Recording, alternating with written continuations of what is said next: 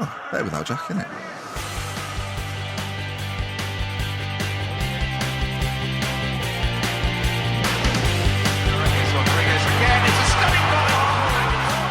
Listeners, hello there, welcome back for the Fan Show. It's another week, it's another podcast, and we're down to 3 again, but a change of lineup. Proudy's back. Hello, Christopher. Hello, Ben. How are you? I'm doing all right this evening. So, Are you happy to be here? I couldn't be more delighted. He's acting, but it sounds good anyway. And Proudy was just telling us about an incident that occurred at Portsmouth at the weekend. We're more happy to see Proudy than the Pompey fans were to see that Southampton fan. That rogue Southampton fan. That secret agent. We're also joined by Callum Keane. Keno, good afternoon, good evening. Good evening. Jack's not feeling very well, is he? So no, we send our love and respect. I don't know why I've said respect for he's not died. We send our love to Jack. Hopefully, I don't have any respect for him anyway. Well, what respect we have left for him, we send over towards him.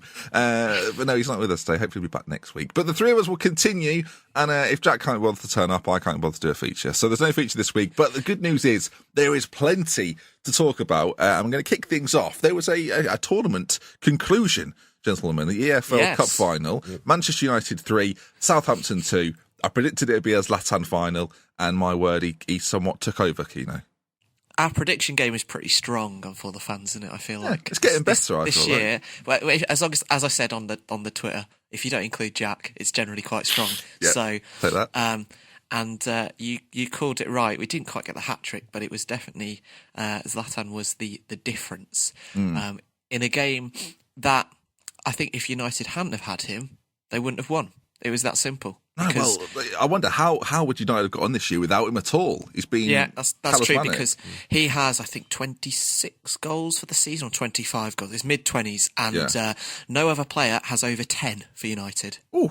That's in all comps as well. Stats. So it just shows the reliance upon him on a 35-year-old, which is crazy. And as I said, I think looking at the game, Southampton have a lot to be proud of, because they played incredibly well, particularly in the first half, when I thought they sort of played like the team that they have shown glimpses of at times this season. But with Gabbiadini, I think, which we'll get onto a little bit later, he sort of allows them to, he gives them that, sort of cliched focal point that really makes a difference. I was really impressed by the energy that they showed. Yeah, Southampton have always had quite a good focal point, of course, but they had Ricky Lambert when they first came up. Then Pella kind of took over for a bit and then moved on. And they brought Gabbiadini, and they got a thing for getting strikers that are decent. Last two, of course, being Italian. I wonder if they've got a lot of scouts based in Italy. I mean, generally their scouting's pretty solid. Like, they unearth quite a lot of very sort of good and relatively cheap unknown players. I think like Tadic is a good one. Well, you think about how often they have to recycle their squad because of Liverpool. These things will happen. On the day then, Proudy, Southampton will be, I think they'll feel a tad hard done by, because they had a goal ruled out for offside that wasn't. Did it go as you expected it to go, or was it more one-sided than you expected in the first half, especially? Well, I just decided to get out there before we start. I was bloody delighted by the result. As a Forza fan, nothing makes me happier than seeing Southampton lose. But they were cruelly denied as well, weren't they? I think that made it even sweeter. So, get your bias out of the way and then tell us what you thought of Southampton overall. I agree. Like, they were very unlucky. I think the offside decision. I thought at first he was offsides. Like, obviously watching in real time, but then as you see the replay, I think the referee had given it because Bertrand. I think he thought he interfered, which I'm still watching it again and again, thinking I don't know if he actually has. But I thought Southampton, they weren't under any real pressure to in the final. I think we've seen that over the years in finals. The team who we don't expect to do anything seem to play a lot better than the favourites. It's happened quite a lot in the League Cup, actually. And you tend to see those kinds of games. I think about Swansea, although they were playing another Premier League. But also, sorry, maybe that's the wrong one. But certainly Birmingham in 2011 when they beat Arsenal. Well, I dare say, a bit of a pattern. Villa in the FA Cup did it against United. Started very well. That was in the League Cup. That was the Was same. that League Cup? Sorry, was it League Cup? That was the same match, and yeah, we did play well. But it was a very similar game in the sense that there was like an early kind of controversial refereeing decision. Obviously with the offside, and then in the Villa game, I think it was Vidic who brought down Ashley Young. Vidic brought down Ashley Young early on. Should have been sent off, as I remember correctly. Yeah, and then United were able to sort of grind the game out with a moment of quality. I forget who scored, but yeah, it was a very similar game. United have they're a funny team under Mourinho because they, as they did look in this game, they look very sluggish, and they have, and I think that's mainly kind of due to just the natural lack of pace that they have in the team. They're not like a Liverpool, say, or Mane, who are very hyperactive almost in the way they play. But they just have, obviously, in the money that they've spent, they should do, have sort of kind of almost extreme quality in certain areas of the pitch that, however badly you're playing, can just win you a match. And they've done that. I mean, they're unbeaten in, sort of 3.5 months? And that's sort of what they've just been continuing to do. And I think that has sort of maybe masked and maybe got them draws in a few games that they could have won. And obviously, they've been in good form, but they are still sixth in the league. I know it's tight, but their position, you'd expect them to be a little bit higher in that form that they've been showing. They're unbeaten, and they kind of did that exact same thing that they've been doing in the league in this game. I mean, if you want to talk about the goals and stuff, two individual moments really from Ibrahimovic. The cross was good for the second goal, but the free kick was very kind of virtuosic. It was very. I said pre-game. I said on last week's podcast that I thought sort of game where Ibra takes over. He's a big player for a big occasion, and I think being at Wembley as it was and playing, like he's not the captain of that team, but for me he's the leader of that team. Yeah. And I think it's no more evident than after the game when you see him and Pogba sort of chatting back and forth. There must be a massive amount of respect for Ibra in the dressing room because he's the kind of striker. There aren't many strikers like this in world football these days, I feel like. But he's very much the kind of striker that demands the ball, that demands to be involved. And I think Manchester United have lacked that maybe for a few years, and now they've got it back with him this year. Both of his goals were I wouldn't even say they were classic Ibra, actually. They weren't really. One was a great free kick. Do you think Forster could have done better on that, though? Free kick, I think he could have done. With the header, though, it's not as strange as it is, right? It's quite a simple header from close range. Not a very Ibra-type finish. I'm surprised he didn't try and just bicycle kick it in, just because that would have been a lot more Ibrahimovic.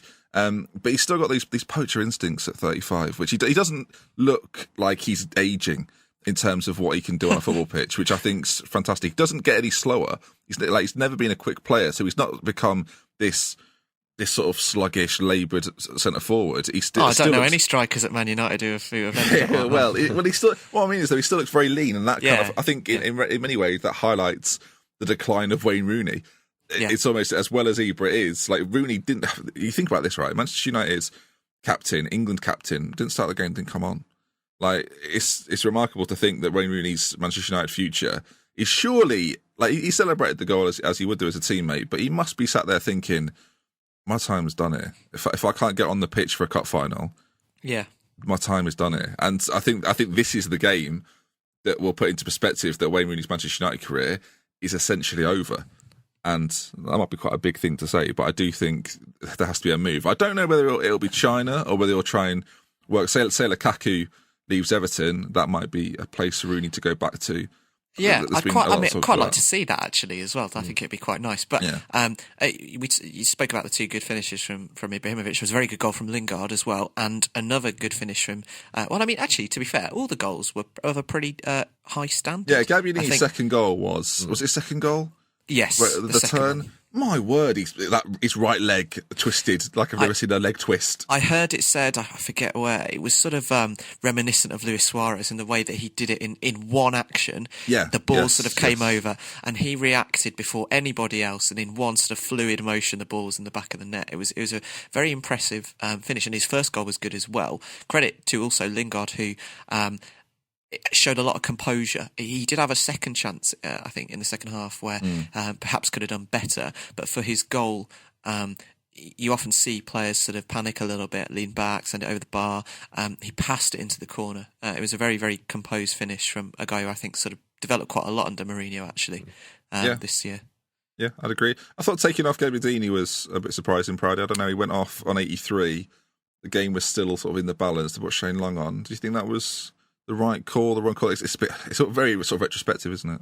It's probably match fitness. I don't know how many games he played for Napoli. I can't imagine he was playing too many if they sold him. He was having it injured as well, a few injury problems, and that was one of the reasons why his goal record wasn't great for Napoli. No, I think they're probably saving him for the league anyway. Shane Long is one of those players that is a nuisance when it's on his day. I mean, he was probably, I think Smalling. I don't think Man United's defence was that brilliant. So I think someone like Shane Long, who just runs around, it just never stops. And he scored a late goal at Anfield as well. On the break. So. It's a good point on United's defence, actually, because one of the things that I found from this game was that the full-backs from Southampton are excellent. Like Bertrand and Cedric were really good, and they've been good all year pretty much. And some of the crosses that Southampton were continually whipping in the first half in particular, were really, really troubling the United defence. They didn't really know how to deal with it, and obviously Rojo was at left-back, playing out of position, and they really exploited that, and the defence didn't look great at all. So yeah, it was a good point on that. Yeah, I think Rojo still looks like a player that isn't massively comfortable in a Manchester United shirt. I thought when they signed him, that's a shrewd bit of business, but he's never looked entirely comfortable. And I think Smalling and Barley are both good players, but need sort of like a Patrice Evra next to them.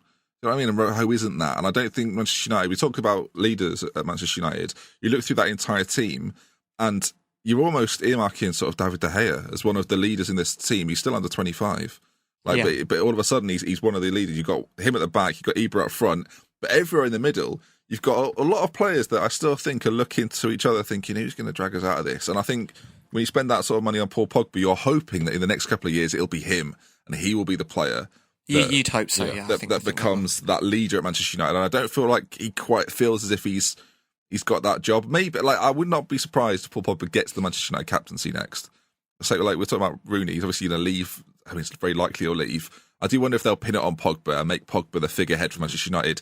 Ibra's getting older. It's unlikely it's going to be him. I think we might see that. And there's been talk, of course, that he may not stay another year if United don't get into the Champions League. That's one of the things that his agent has said this week. I guess the argument for that is he joined them when they weren't in it. So I don't know how much of an impact that plays. If he's enjoying his football and he's scoring a lot of goals, it may well come down to how much America offer him or how much China offer him. It might be as simple as that. Right, then let's move on then. Good win for Manchester United. Needed that, I think, as well this season. And it really sort of just gets the ball rolling on that team, doesn't it? The trophy-winning team. I'll say now, I think the form Liverpool are in, the form Arsenal are in, I think United for top four is looking more and more likely as the season comes close to an end. I think they look. I wouldn't say they're favourites for it at this stage, but I do think they've got a very good chance. And I wouldn't have said that 3 or 4 months ago. So there you are. Right, let's move on to the Premier League then, and we'll talk about Claudio Ranieri and Leicester. He's been sacked. Obviously, we covered that live last week. It was quite a surreal moment, really, when a manager of Ranieri's standing on what he achieved last year. I'm interested to know, probably, really what you think. How do you see this whole Ranieri situation? I've seen you on Twitter saying are you disgusted by it, Pridey? That's what I'm asking. Yeah, I think I did notice as well when I had tweeted out about it after hearing the decision. I noticed that a lot of people who were against the sacking weren't Leicester fans. It seems like a lot of Leicester fans were like, it's very true, actually.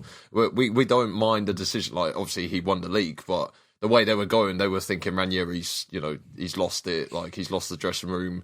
I think the timing of the sacking was just like after losing to just losing to Sevilla in the Champions League 2-1. I mean, let him finish the campaign. If they go out in the second leg, then you could sack him. Like, that doesn't matter. But I mean, not halfway through, like the knockout rounds. It's a bit of a weird timing that they did it.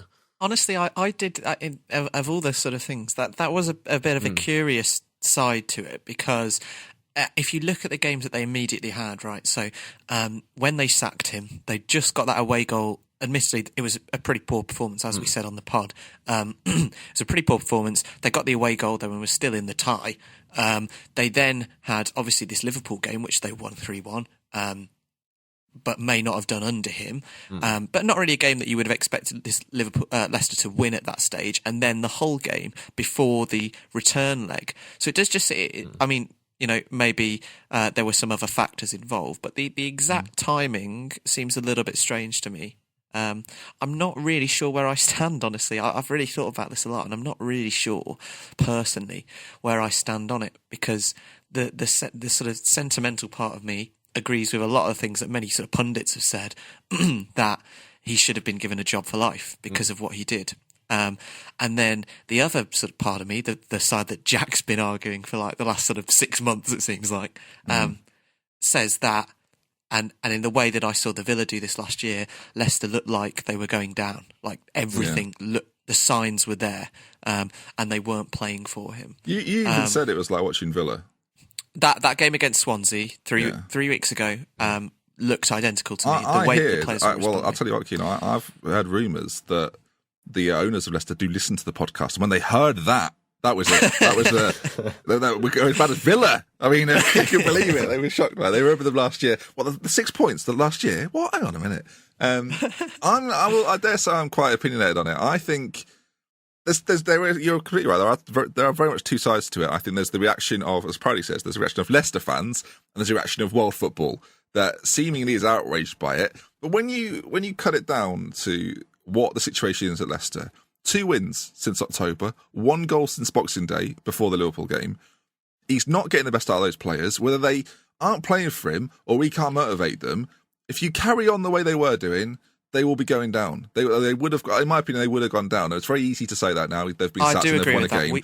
We said that before that, though, as well. Yeah, we'd said that before he was sacked. That at the rate they're going to go down, and it's going to be amazing. This gives them the best chance, I think, of survival. I completely agree as well that while I think it's the right decision, I think the timing is a little bit strange. But to me, it was fully in mind of, after that Seville game, we've got about 2 weeks to prepare for a game against Hull, which we cannot lose. The Liverpool game was probably a bit of a nothing game. It was prepare yourselves for what is going to be a huge game against Hull. That is the game they're making the change for, because that's the sort of team they haven't been beaten. We ran it through last week. They've been losing to Swansea and Sunderland and these teams that they're expected to be beaten. And they've got games against West Ham coming up, Hull coming up, Stoke aren't too far away, Sunderland are very close also, Crystal Palace is in the middle of April. These are the games that they are preparing for already.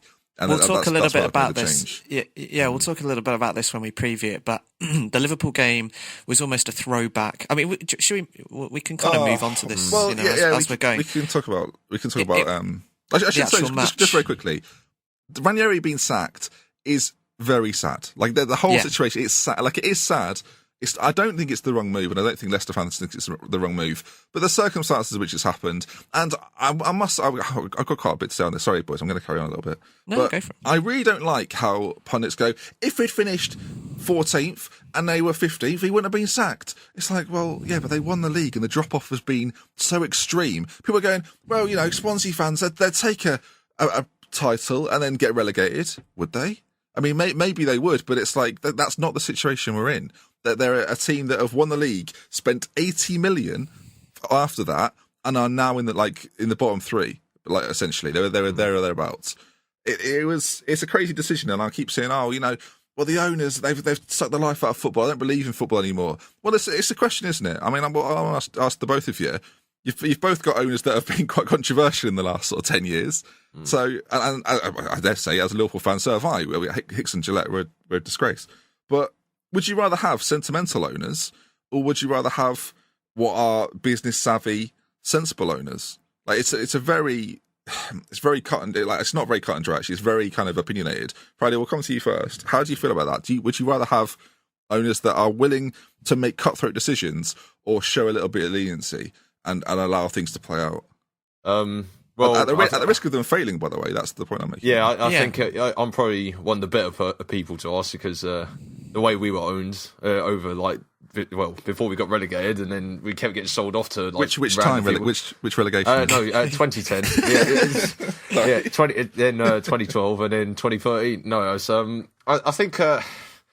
Yes, I think over the years, football has adapted in a way. I think a lot of fans nowadays all think football's still back in the 60s, the way it's run. They think owners are going to keep managers for years, they're not going to sack them.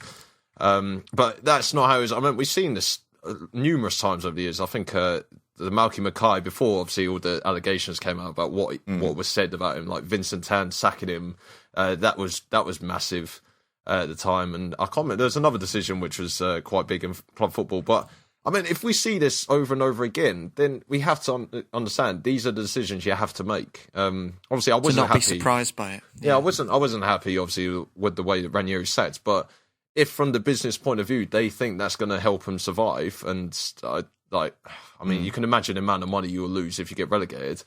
You have to make decisions like that, and tough decisions like that anyway. But it depends who they bring in as well. Yeah, that is true. That's a major part of it. I agree. It's interesting that you said, I think fans don't not necessarily understand that the kind of the environment that owners now operate under. I almost think it's almost the media that still thinks that. I actually think, and we mentioned this, how Leicester fans have kind of been almost the group in this that have kind of said, yeah, we kind of do see where they were coming from because we were awful. I'll repeat the stat, 2 wins since October, 1 goal since Boxing Day.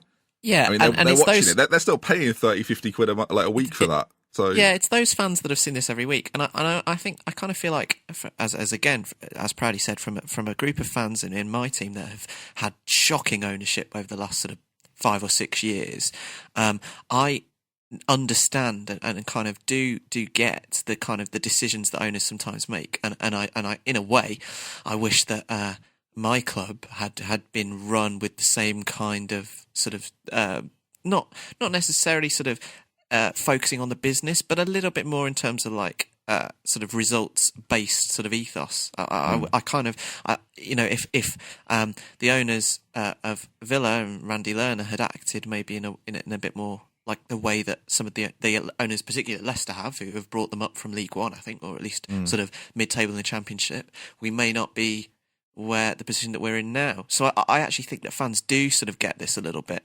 And really the only opinion that matters is the Leicester fans in all of this, because, it's their club. Yeah. That's the ultimate thing for me. There's plenty of examples of teams that have had owners that are quite lenient and do all right. A good example I would have actually is Norwich.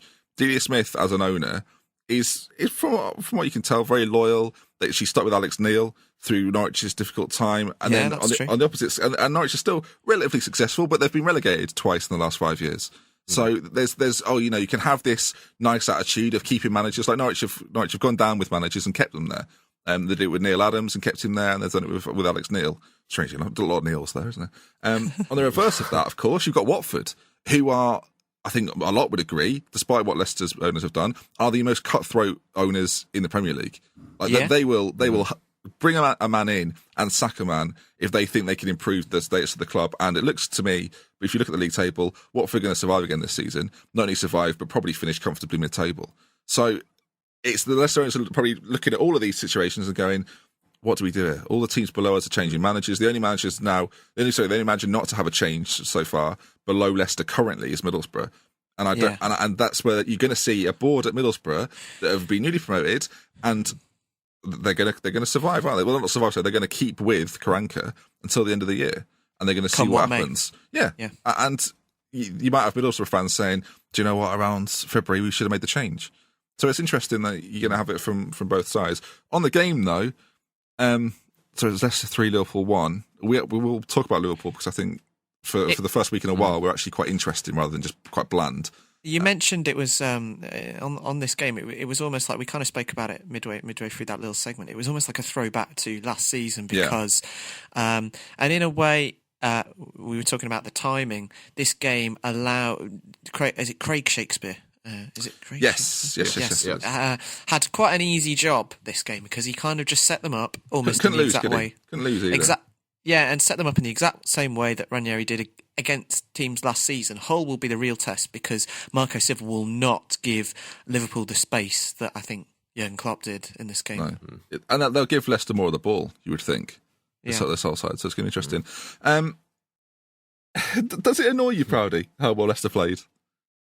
Yeah, quite a lot. I think I think we could all see it coming. I think everyone was talking about pre-match that how will Leicester react to like the Ranieri sacking, and so many people were saying, "Oh, Leicester are going to be back to their normal self," and it showed again. Like, and Vardy scoring. I mean, when I saw Vardy scored, I thought, "Oh yeah, they're back to normal. It's back to last season all over again." Gets a couple. The players in a way were kind of damned if they did and damned if they didn't, because if they played really well, which they did, we had this sort of really awkward. It was a bit of an awkward. I watched it on Monday Night Football. It was a bit of an awkward game to sort of watch, really, in terms of like the interviews with the players and stuff, because Jeff Shreves at the end had Drinkwater and Vardy in, because I think Vardy got man of the match, and to be fair, I'm not Jeff Shreves' biggest fan. I think we've probably spoken about him before, but the questions he asked to them, Jeff Shreves hasn't got any fans, Keno, so you're all right. No. However, in this particular instance, the questions he asked them were pretty upfront.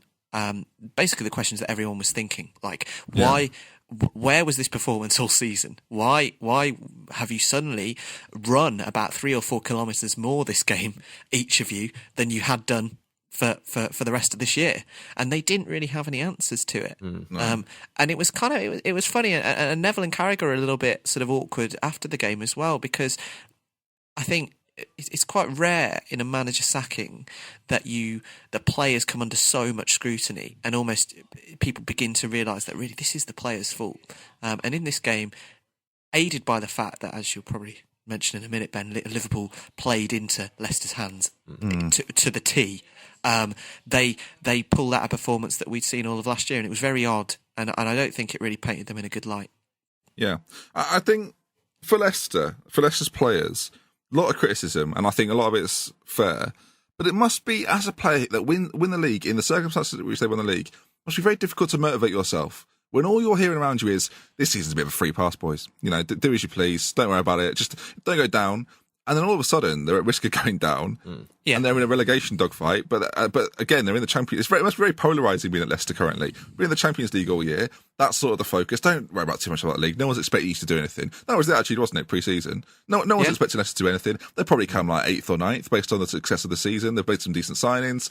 All of a sudden, it all goes to pot. Their Champions League form stays consistent, but they're in a relegation dogfight. And for the players, it must be difficult to then motivate yourself, because what are you like? Your motivation for them now has to be, we're the underdogs. Everyone expects us to fail. Everyone hates us, and that's almost what they needed now. Like, everyone's got this.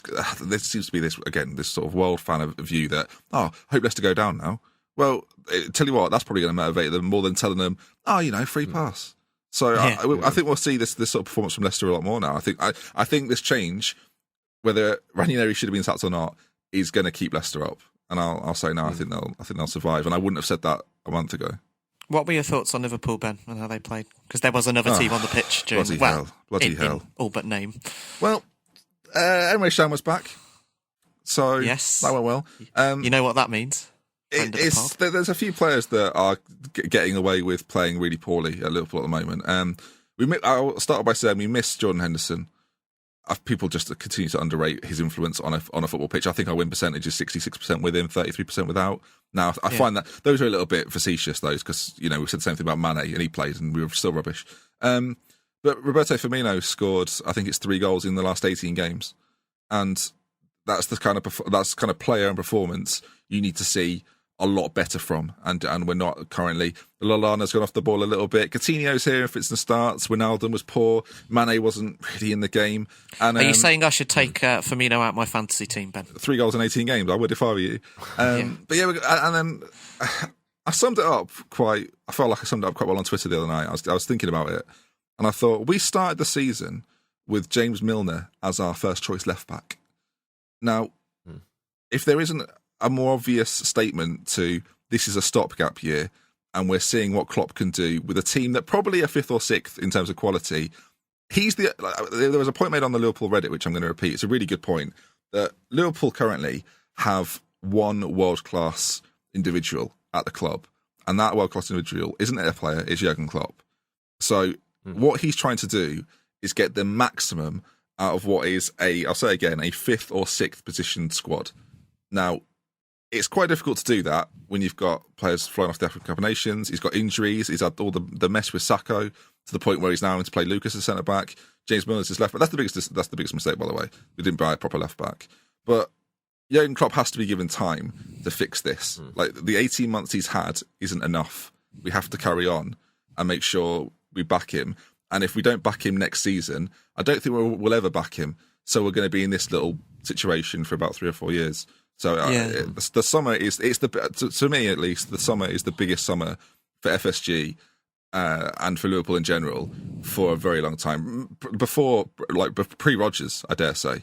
I mean, the summer after Suarez left was pretty big, but there was this kind of exception of, we'll probably challenge again, but this is going to be the summer. And there's a lot of players at Liverpool right now that are being carried through this team by some others. And when the people that carry them aren't there, i.e. Henderson, they're showing up to be not really good enough, which is a bit of a shame. No, I was going to say Liverpool's next 4 games are massive. I mean, they've got Arsenal at home, Burnley at home, City away, and then Everton at home. Yeah. So we'll probably win 3 of them and then lose to Burnley. Yeah, that's the sort of season. Honestly, I'm not joking. We'll probably take 7 points from those 3 games and then drop points to Burnley, and it'll just be predictable because we can't break teams down. And when Leicester play in that rhythm and with that style, that is, I feel like I've been saying it every single week. That is the style that beats Liverpool. A team that sit back, say, "Come on, then," and Liverpool go, "We can't," and then they give the ball away. And the team scored. It's just it's a bit ridiculous. I will say though, Danny Drinkwater's goal was fantastic. The way he hit that, it was well taken. Well taken. Yeah. Sorry for those that think we talk about Liverpool too much. Apologies for that, but I had to just get it off my chest, and I have done. We won't talk about them for 3 weeks now. It's fine. Right. Shall we move on though to a different game? Let's move around. Different game with Harry Kane. Very good. A rhyming segue. Thank you. Captain of the fantasy team for me and Keno. Paddy, are you doing fantasy football this year? No, I normally give up in October. No, I've done that once again. Yeah, so I always forget, and then it's just like I can't be bothered after that. All right, good. Yeah, but anyway, give me it next season. We will do. I'm 60th in the For the Fantasy League. I feel like we should just name who's doing very well, just to give them some props. Should we do this at the end? I've got it in front of me now, so why not? Oh, okay. Go for it. It's Stephen Russell in first place. Pun game in decline. Is that pun game in decline? It's written decline, as in Nathaniel. Yeah. So I think that's. I don't know if that is like sort of a post fantasy pun team kind of name. If he's trying to move on, or if he's just really making a bit of a kind of a way to stay in the game. He's I will say he's very consistent. He's actually 6th on our soccer right now, so he's doing very well. He's top of our league. And then I'll shout out a few others. Hashtag dabbing turtle. Scott Ennis, you're doing rather well. 83-point week this week. Very good. Very impressive. I was 88. Gary Kirk in 3rd as well. Congratulations to you. Saint Saroz, which it's a good name. One for Proudy. Yeah, but he had Harry Kane, McCordley, Costa this week, so he's doing very, very well. 81st in the Southampton League. So, props. I am inside the top 1,000 now in the Burnley League. My rationale for picking Burnley was they were the only current blue team left in the Premier League who I didn't dislike. Brilliant. Obviously, I'm about to break the top 1,000,000 overall, so I'm pretty happy. 211th in For the Fantasy, for those that are wondering. Disappointing, now I look at it. But we got onto this because me and Keno both had Harry Kane as captain, so the 40 points are very much appreciated, Harry, so thank you for helping me out this week. Harry Kane's 3rd hat-trick in 9 games. That's really good, isn't it? That's Jermaine Defoe-esque in terms of scoring in one game and then not scoring in others. Spurs repeated the pattern in this game that they've done a few times this season. I think West Brom was the one I remember talking about on the show, where they utterly blitzed a team in the first half and then just went home for the second half and sort of just saw it out. And I think Stoke are the first team this year to get the title of On the Beach. They are already on the beach. They're the first team this year. We may see a few others. 32 points, 12 games left. They're done. So no need to do anything else. They're a funny team though, Stoke. They're very inconsistent. Started the season really poorly, picked it up a little bit, and then this is when I read this is great really. In their last what would it be then? Their last 10 games, 4 defeats, 3 draws, 3 wins. They just right down, and they're 10th as well. Of course they are.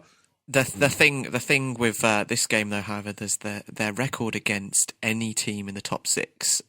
Particularly away from home, is dreadful. I don't know if you've got the stats to that in front of you, but I don't. But I do. I don't because I was prepared. But Yes, it is awful, and so this game was very much quite predictable. If you were betting on a game this weekend, multiple goals against Stoke was a good one, and it was just, as I said, a very customary performance from Spurs, and you just have to feel that if Chelsea weren't setting such a high pace as they were, with the European dream now over for Spurs, and we could maybe mention Dele Alli's tackle last week, which was quite poor. Not good would be the phrase I would use. Not a good challenge. They could be there, and it's the kind of performance that you see Chelsea give routinely. Well, it's funny, in the reverse picture, Spurs beat Stoke 4-0 as well. So Stoke are loving Spurs this year, 8-0 on aggregate. It's not gone well. With Spurs, it's funny, isn't it? They're second in the league, but there's no challenge. Like, there's no actual challenge to Chelsea. I know nobody's doing it, so it's a bit harsh maybe to pinpoint Spurs. But they could have. There's a few points they've dropped this year, which you think, you know what, Spurs, if you'd have won a few games you were supposed to, and then maybe picked up a draw or maybe like squeezed a loss out, then they'd be right up there with Chelsea this year. The other teams beneath them haven't been consistent. One important thing that sorry, Paddy, one important thing that we did say at the time on here was that they might miss Vertonghen. Obviously, he was out injured for about a month. Since he came back, they have looked excellent again. They've still been playing that back four. I think with Vertonghen and Alderweireld at centre half. They haven't gone back to the back three, I think, straight away that they were playing before he got injured. But since he has been present again, they have looked a lot more assured in almost every aspect on the pitch. Yeah. They're still a fun team to watch as well. I think Harry Kane sort of leads that. It's strange. They're not. Would you describe Spurs as explosive? Because I wouldn't. But they're efficient. They play like a German team. Yeah, they get the job done. I know what you mean. They turn up, get the job done, and then go home. Like, it's literally, that's all they do. Then I don't think they wouldn't stay there, would they? I wouldn't stay at the ground. That would be I don't think they're as entertaining as technically, everyone goes home after the football. They get the job done, go home. So no, I think they're not as entertaining as I think they could be. I think they could be more.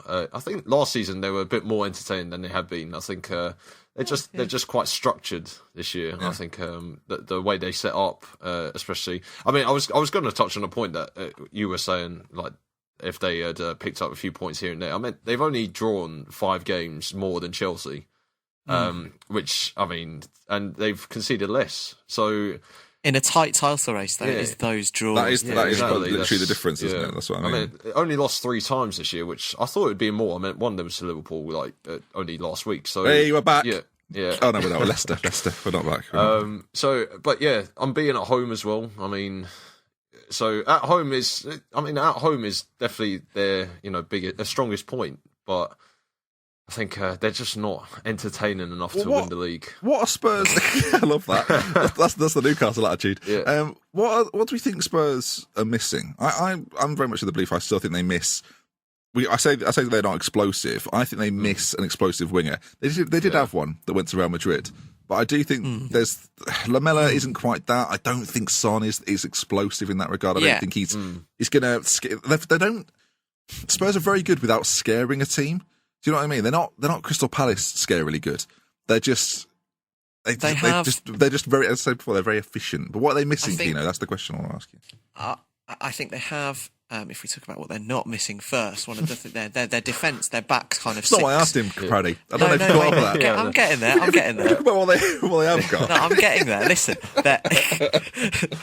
their back six is arguably the best in the league, probably behind Chelsea. And you wouldn't say that Spurs, that's where they need to strengthen.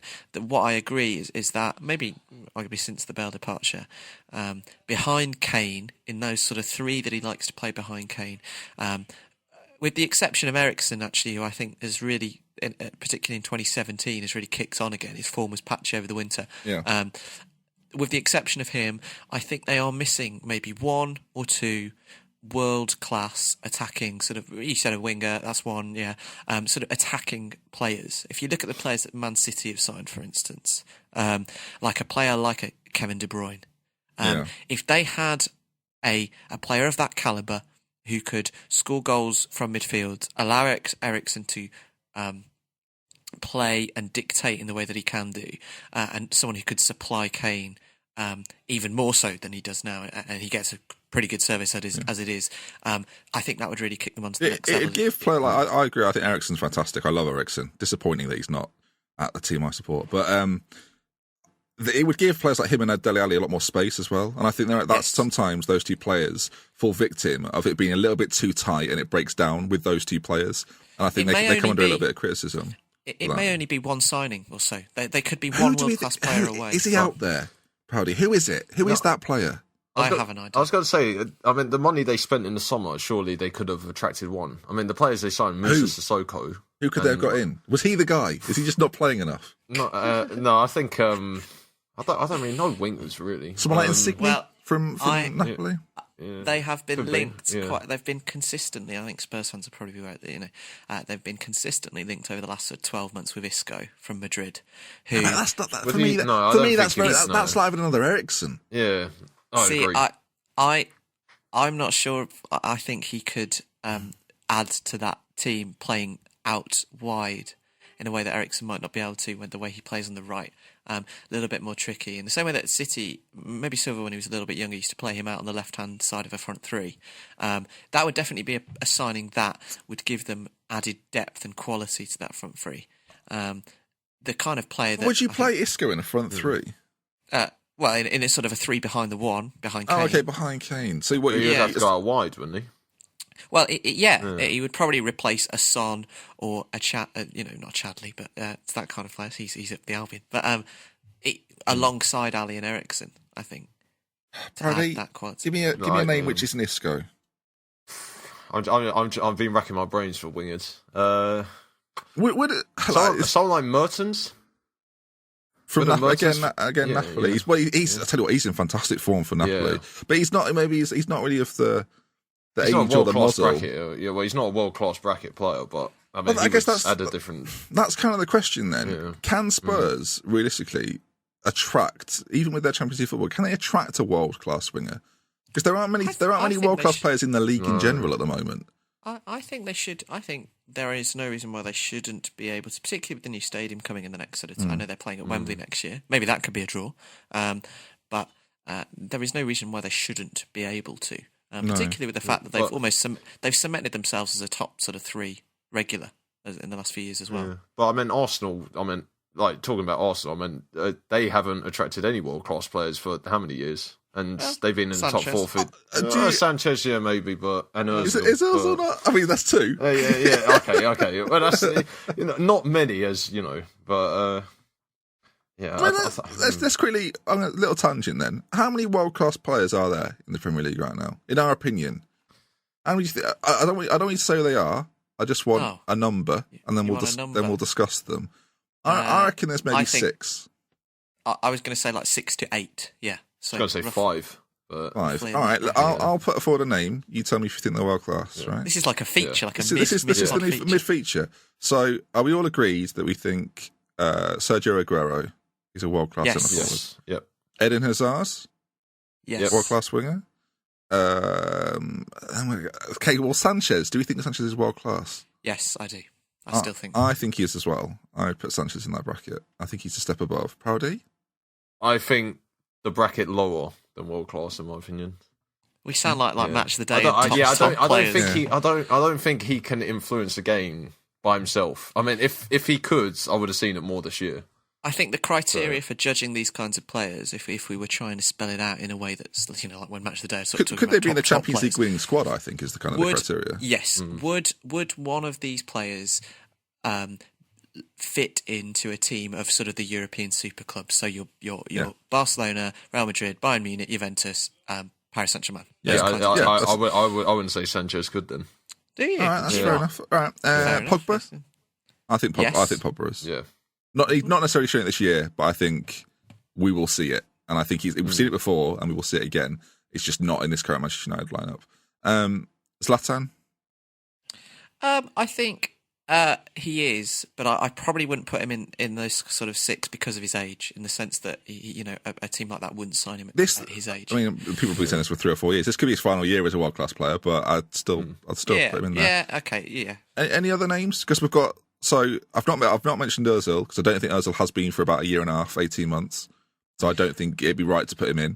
I think actually, if we were looking at a position where the Premier League is strongest, I would argue goalkeepers. Actually, we are very well endowed with a number of world class keepers. Courtois is back this year, isn't he? We'll come on to Chelsea in a minute, but Courtois is back. You've got Lloris performing very well. David De Gea has been again really, really important for Manchester United. Three players there that you would probably put in maybe kind of the top 10 keepers in the world, which you probably couldn't say about many other positions, really. I think Premier League. If I was going to name one more player that I think's very, very close, is De Bruyne. I think De Bruyne's next level as well. Do you know what? There's not many others, but interestingly, there's none at Liverpool then, and there's none at Spurs. We wouldn't have any. Well, maybe Lloris, but we wouldn't have possibly Alderweireld as well. I think. What, getting in a Champions League winning side? I'm not sure about that. Yeah. I think that's a bit kind. If you don't mind me saying. So. I think he's not up there with like Ramos at the moment for me. Like he's again, probably talked about the tier below. I think he's probably in that at the moment, but. Yeah. I wouldn't have him as world class. So interesting. Anyway, leave it in the comment section. How many world class players do you think there are in the Premier League? If you're watching on YouTube, or tweet us your thoughts as well. Right, let's quickly move on then. Chelsea, and then we'll have a quick break and talk about the future fixtures coming up. Chelsea 3, Swansea 1. Swansea again play well under Clement. They've looked good ever since he's come in, but Chelsea show why they are probably going to be champions this year. Brody, they're bloody good, and they show it quite often. Yeah, I think. This 3-4-3 formation Conte has, I'm surprised that there hasn't been a team who has found a way to counter it. How would you counter it, Proudy? 10 at the back, Would you, seriously though, what would you do? Like, because we've talked a lot about Chelsea's pros and cons this year, and they've got a lot more pros than cons, but we've not really talked about teams facing it, and Swansea obviously not the best team in the division, but how would you combat it? What aren't teams doing that you would perhaps do? You're a football manager expert, remember? Yes. I think the wing-backs are their weakest points, in my opinion. Like, I know a lot has been said about how Marcus Alonso and Victor Moses have played this year. You just mean comparably to the rest of the squad. They're the areas that you could highlight. Yeah, I think that's probably because I mean you have to avoid the middle with Kante there. I mean it's pretty much playing against 12 players. Yeah, the two kind of case studies of how to beat Chelsea. I know we've just spoken about them, but Spurs have beaten them twice this year, and they have exploited those very places because they have two fullbacks in Rose and Walker that can rival and if not get the better of the two for Chelsea. And it has been in those wide areas that Spurs were able to exploit to beat Chelsea. And I think there are kind of two ways to look at this. There's this perspective of a team like Swansea. And honestly, I think Swansea in this game, as you said, they've been playing well. They did pretty much everything that a lower ranked team could do to beat Chelsea, but they just didn't have enough. They weren't good enough. Do you essentially have to just... Yeah. You mentioned Spurs beating them twice, right? And I'm going to... Sorry again, listeners. But Liverpool have got 4 points against Chelsea this year. Haven't lost to Chelsea this year. Beat them and drew with them. Do you essentially have to outplay Chelsea? Which obviously is very difficult to do. Exactly. There are only a few teams in the league who can do that. But yeah, in terms of energy and tempo and possession and ways you can hurt a team, Spurs and Liverpool probably do, or at least against Chelsea, have both played in that manner. Is that the only way to beat them, Proudy, or is there another way that we're not seeing?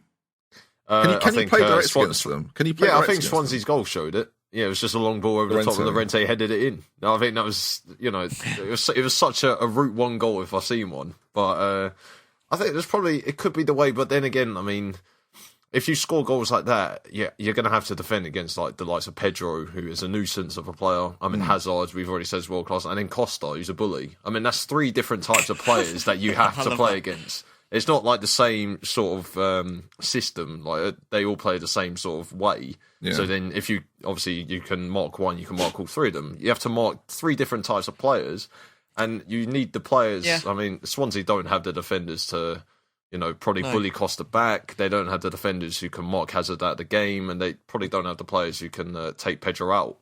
So, yeah. Do you know what? It's really interesting you say that, because in the next 3 games, Chelsea have 3 tests, all of which could offer what we're saying in a way that there's two ways to beat Chelsea. Then we think that you can play direct if you can defend well enough, and if you've got the players to do that. Now I'm looking at the teams that Chelsea got coming up. They're going to face Andy Carroll, Zlatan Ibrahimovic, and maybe even Peter Crouch. Now, they all of which can play a relatively direct style. West Ham have proven that they're coming back into form a little bit. Manchester United playing very well currently, and Stoke at the Britannia are always a problem. So it could be a tricky march for Chelsea. They've only got 3 games in the Premier League, of course, no Europe. Oh, sorry, one of those is FA Cup. My mistake. Sorry, they've got Manchester United in the FA Cup. They do play United in the middle of April. But it's going to be interesting to see how they do against those teams, all of which can play quite a rugged style, I feel. And we may well see that out of as I said, I think they're underrated with how, almost well, not underrated, but I think so much has been said about the revolution at the back for Chelsea that sometimes we underestimate just how quickly they move the ball in the final third, sort of at the speed of Guardiola's Man City at times. Like Swansea, as I've just said, they set up fine, they played pretty well, but. And a slightly lesser team may have really struggled, as we saw, so for instance, with Liverpool, to break Swansea down by just not moving the ball quick enough and having that sort of quality. The fact that Chelsea were able to overcome that obstacle, which was a pretty difficult one, just puts into perspective how good they are going forward, how quickly they move the ball, and what good form they're in. Yeah. And in a funny way, this kind of game almost justified them being champions for me in a way, because it's a game that other teams have all ends of the league against Swansea under Clement could potentially struggle with in the way that they set up and break and are very solid at the back and do have a goal threat. It's a game that most teams could have struggled with. Chelsea overcame it with relative ease, and that is why ultimately I think they're going to be champions. Really, really, really good to see Conte pragmatically take Matic out and bring Fabregas in. Fabregas hasn't played a lot this year. But to realise what sort of game he's going to be in, and that they are going to have a lot of the ball, and you mentioned the speed of which they move the ball. Fabregas is always going to be better at that than Matic. So it's metronome. This 3-4-3 gives Conte so many options of what he can do. When you got Kante in the middle playing 3 positions, you're sorted, aren't you? Right then, shall we talk very briefly about the other fixtures and then move on to the upcoming stuff? It's all getting a little bit tight down the bottom with Middlesbrough, Bournemouth. They're having a dreadful run. I've won 1 in 7.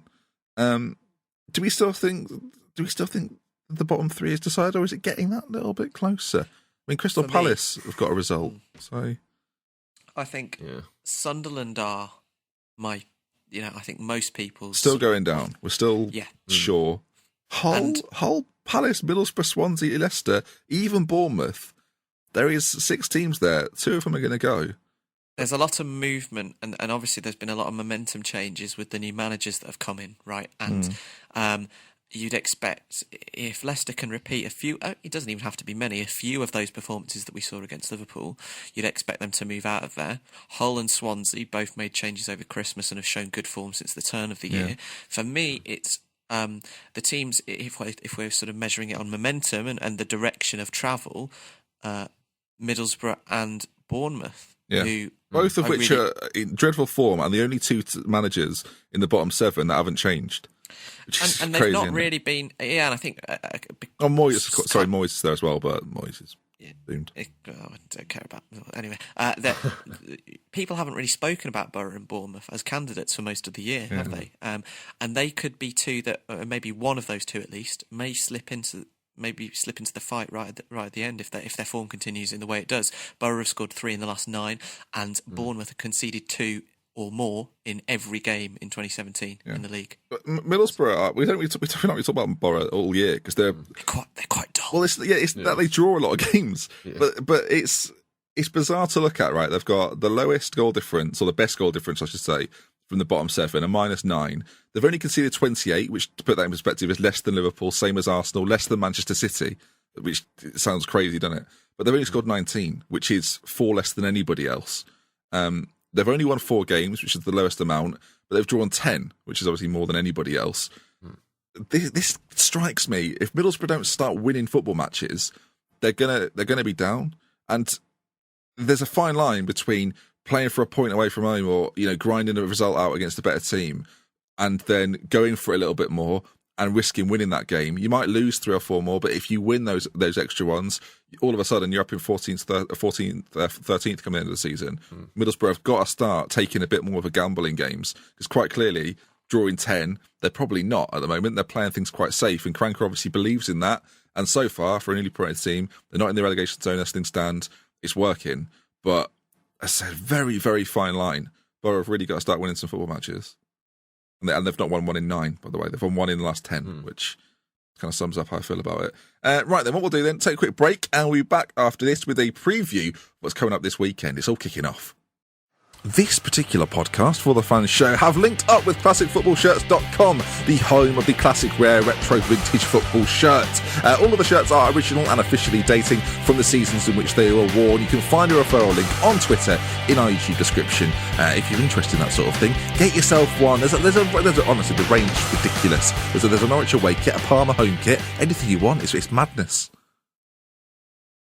Okay, folks, welcome back. So let's talk about the weekend's football then. There are 3 games we're going to focus on. We'll make some predictions for them as well, because people seem to quite like that. We might even do like a Super 5 again. We need to call it something else, though. What could it be? The Fantastic 5? It sounds a bit crap, doesn't it? We need a better name than that. We'll come up with this off air. Yeah, we'll think of that and include it next week. And in fact, if you've got any prediction, like feature names you want to come up with, do leave them in the comment section down below. So Leicester are playing Hull. We spoke a lot about them beforehand. We do think it'll be a tough game, though. We touched on it a moment ago that Marco Silva is getting slightly more out of this side than Mike Phelan ever did. And whose momentum will continue? Will Hull continue to frustrate, or will Leicester start putting pedal to the metal? I think this is almost a better test of whether the Ranieri sacking was a good idea or not, as we mentioned earlier. Silva has, I think, as you said, has got a lot more out of the players than Phelan was ever able to do, and has made a couple of good signings as well in the window. And he will set up. He don't know nothing about the Premier League. Well, he don't know nothing about football. He'll bring his continental know-nothing methods to Alan the King Power, etc. Sorry, Tim Sherwood. Tim Sherwood has. Does he get a touchline ban or something? And he's not even the manager. Director of football, touchline ban. Good to see you still in work, Tim. Good to see you working hard. He's now assumed all other functions of the manager at Swindon without actually being the manager. So their manager, who I forget the name of, just doesn't really do anything. He does the interviews. I mean, that's awful, right? You've mentioned the Swindon manager. I don't even know his name. You just know that Sherwood's there. The Sherwood effect. Sorry, go on then. On to Hull Leicester. Sorry. Who do you think's having it and how? I think it will be a 1-0 win to Hull City. Oh my, imagine that. At the King Power as well. This is the game that Leicester have struggled in. And whether I think I will either get this right or be totally wrong, because Leicester will carry the momentum. That is the nature of predictions. Yes. But in the way, I don't think there'll be like a kind of high scoring game where Leicester might nick it. I don't think anything like that will happen. Okay. I think Hull will provide the kind of problem for Leicester that they've struggled with all year, and I don't think Shakespeare will be able to sort of. I was trying to think of a pun, but it's gone. Will be able to sort of, oh fuck! Come on! We'll wait for this. Pen, no. Come on, Macbeth. I don't know. Just let's all think it probably help. He won't be able to coach this into them in a few days. I'll come up with one by the end. Spots. I don't know. I'll just have to go for Macbeth quotes. I was thinking of something to do with writing and penning the sort of the script for this. All right, I'll let Juliet have a go. Rowdy, what do you think? I think Leicester will win 2-0. I think they're going to change the system, so I think they're going to play Slimani against Hull. And then, sorry, have you got the insight? He wasn't even on the bench against Liverpool. Do you know this is happening? No, but I have a feeling. Oh, okay. So this is how I was set up. Right? Yeah. Beat me to that one. Sorry, Kino. You're speaking about Shakespeare quotes. I was trying to come back from the Shakespeare fail. And, No, 2-0 Leicester. That's what I've got. Who's getting the goals? Slimani with one, and I think Danny Drinkwater will get the other. All right. Again, score it again. Breaking news for you guys. Huddersfield are 1-0 up against Man City. Yeah, apparently Bravo's made another mistake. I mean, world-class goalkeeper. Did I predict that? I can't remember. Stop trying to claim everything. No, did I predict that Huddersfield would then beat them in the replay? I can't remember, listeners. I can't remember. Anyway, Keno said before that he doesn't think it'll be a high-scoring game between Leicester and Hull. I think it'll be 4-3 Leicester. Game of the year. I genuinely think it'll be like so back and forth. And a right old barnstormer with Leicester pinching it right at the end. I think I can just... Let's talk about Liverpool again, then, because we only talk about Liverpool. I should say, for listeners, we talked about this off camera. We had a bit of criticism last week that we're very much focused on Liverpool. Me and Keno agree that we try and avoid Liverpool chat as much as possible. Try and brush over it most of the time before Jack starts telling us about sort of the diamond system that we used to play under Rodgers. So I'm sorry if you think that, I'm sorry if you think we go about Liverpool too much. Sometimes they just are the most interesting team to talk about. When they're this bad, it's kind of topical. That said, Arsenal this weekend at Anfield, a fixture that ordinarily we've always done quite well in. I have to take you back to when we beat them 4-0 in the first 20 minutes, finish that game 5-1. I think that we'll probably draw with Arsenal. It looks as if Henderson won't be available, and I don't think our midfield is anywhere near as balanced, is the word I guess I'll use, without him. It looks like Lovren might be back, so our backline will be a little bit more familiar. No Lucas at the backline. But no Henderson, no Party, boys. So we'll go 2-2, 1-1, 2-2, one of those. Proudy, we'll come to you. I think, actually, a mate of mine who's an Arsenal fan, he was saying this has got a teenage striker coming off the bench who's scoring a hat-trick written all over it for Liverpool. I thought, typical Arsenal. I think Liverpool will win it. I think Arsenal will just give them the confidence again. I hope so. Arsenal always seem to. I mean, Arsenal have generally always struggled at Anfield. Even the last few years, I can think of the 5-1. I try to think of. That was a good one, though. I mean, you can think about that. You're all right though. They tend to come on stark against Liverpool. Of course, we beat them on the opening day as well, so there is that. Score prediction then? 3-1 Liverpool. 3-1 Liverpool. Keno. Wherefore art thou, Keno? What I agree with you, actually. I think a 1-1 draw. I don't think either side's in particularly good form. It was interesting because Arsenal didn't play at the weekend, did they? No. So they've had another week off, and since the very poor performance against Bayern, they've probably been thinking about that a little bit and may be up for this game. Having said that, I'm not sure they have enough to beat Liverpool. So score draw for me, probably 1-1. All right, we'll see. I'll go with 2-2 then, just to be different. Jack's predicting 3-0 Liverpool. Right, let's final game we'll focus on. We'll do a few more sort of predictions though. Spurs-Everton. Now this is quite an interesting game. Two sides that I don't want to say yesteryear, but in recent years have always been compared to be quite similar. One has risen to the dizzy heights of second, whereas Everton have kind of stayed where they've always been.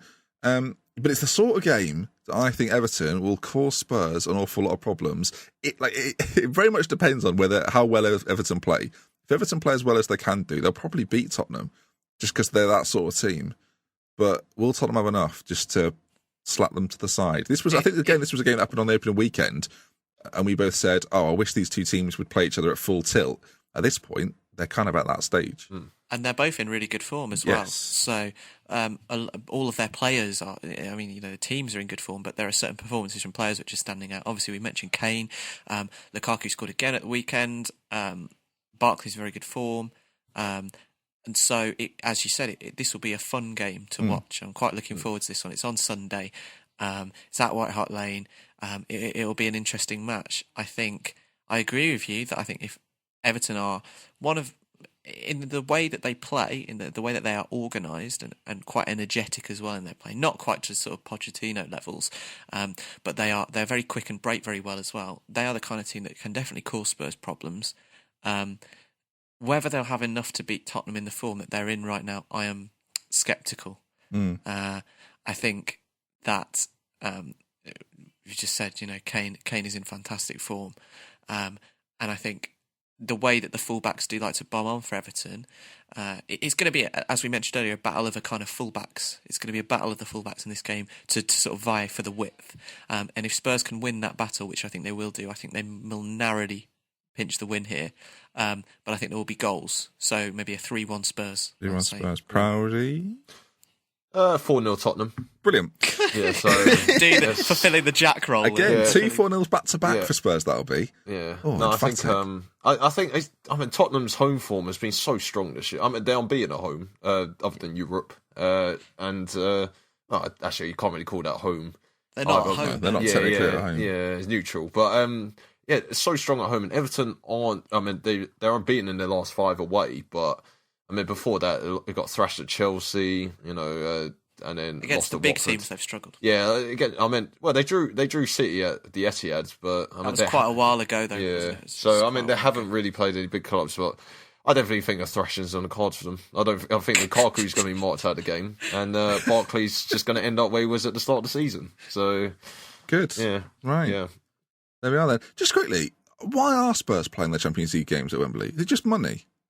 I think it's because White Hart Lane's got a hole in the side of it. Yeah. And Well, they UEFA keep playing don't league like games it. there.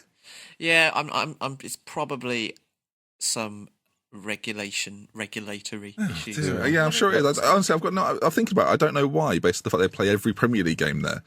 So I don't know. I think they're playing their. Well, there were talks that they were going to play all their Premier League games next year there as well. They will be. Yeah, they are doing. Oh, they are. Oh, okay. Well, I mean, Tottenham get relegated. It's a bit of a try before you Yeah. buy, isn't it? A bit of a try before you I buy. think they're going to go down then.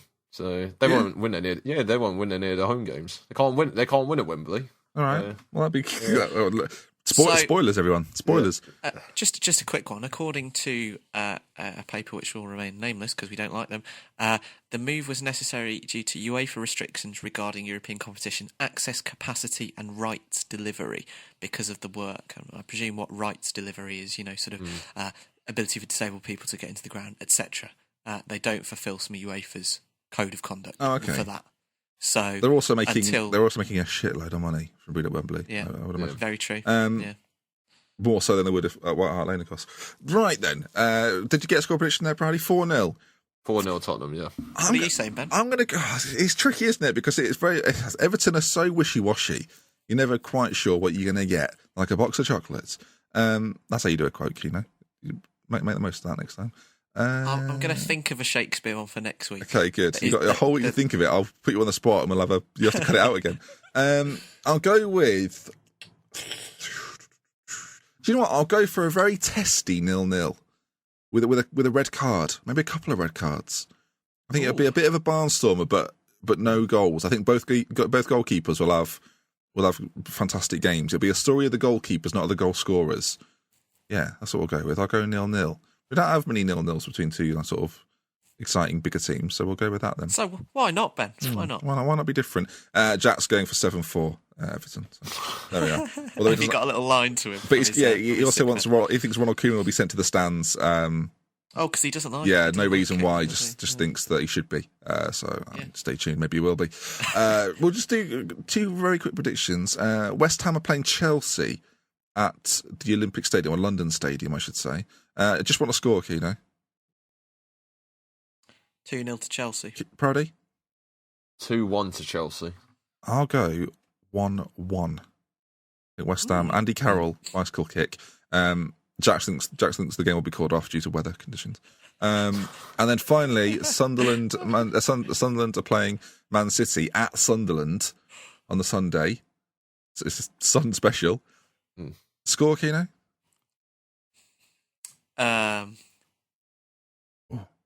Building tension. 1-1. 1-1, my word. No, actually, oh God, Sunderland. No, I can't say that. Sunderland are awful. 2-0 Man City. Proudy?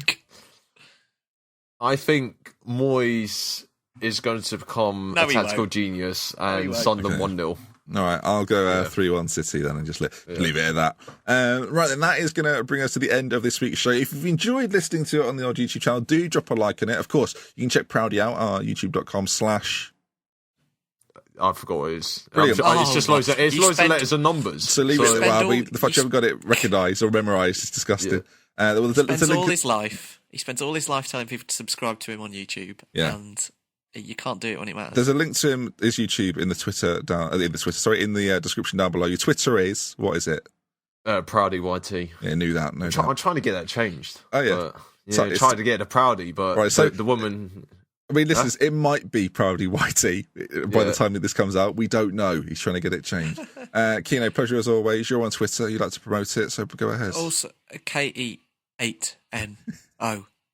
Also, drop us a rating on iTunes. Yes, please. We'll read some of the best ones helps next too. week if you Tell do. us how biased we are towards Liverpool. Oh, How no, much of don't a do Liverpool that, because then podcast we are. what have you done now? Anyway, that's going to bring us to the end. Hopefully, Jack will be back next week, of course, ForTheFansShow.com for all of the links available. And we'll see you again very soon. Thank you for listening. Thank you for joining us. And we love you with care from Minutes 20. Until next time, we'll see you again. Bye. It's a sculpture of a gold Benji. It's perfection. Keener, I think you're going to have to be calling for an oxygen mask over here, my friend.